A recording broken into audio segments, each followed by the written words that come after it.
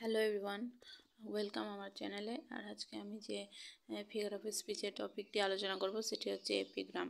তো এপিগ্রাম তোমরা জানোই যে epigram figure based on speech হচ্ছে। এটা এক ধরনের কন্ট্রাস্ট, যেখানে আমরা দেখতে পাবো যে একটা ব্রিফ টার্স স্টেটমেন্ট থাকবে।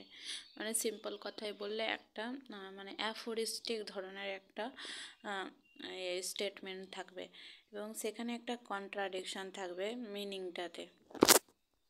আর একটা শকিং সেন্সেশন মানে তোমার একটা মধ্যে একটা মানে ওয়ান্ডার অ্যারাউজ করবে। আর সেই যে সেন্টেন্সটা বা সেই যে স্টেটমেন্টটা সেখানে একটা ইনার মিনিং থাকবে।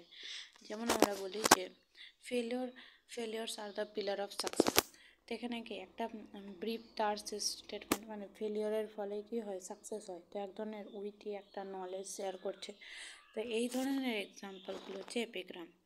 তো এই ফিচার্সগুলো তোমাদেরকে মনে রাখতে হবে যে epigram is a brief terse statement. তারপরে এটাও মনে রাখতে হবে যে সেখানে একটা কন্ট্রাডিকশন আছে, আর কী করে শকিং সেন্সেশন বা অ্যারাউজ করে ওয়ান্ডার, আর এর একটা ইনার মিনিং থাকে। তো চলো প্রথমে তো আমি একটা এক্সাম্পল দিয়ে দিলাম যে failure is the pillar of success. Failure is the pillar of success. একইভাবে আমরা দেখতে পাবো যে silence is sometimes more eloquent than ওয়ার্ডস। বলে না, চুপ থাকাটাই জ্ঞানীদের পরিচয়। সেম একইভাবে এটা হচ্ছে এপিগ্রাম।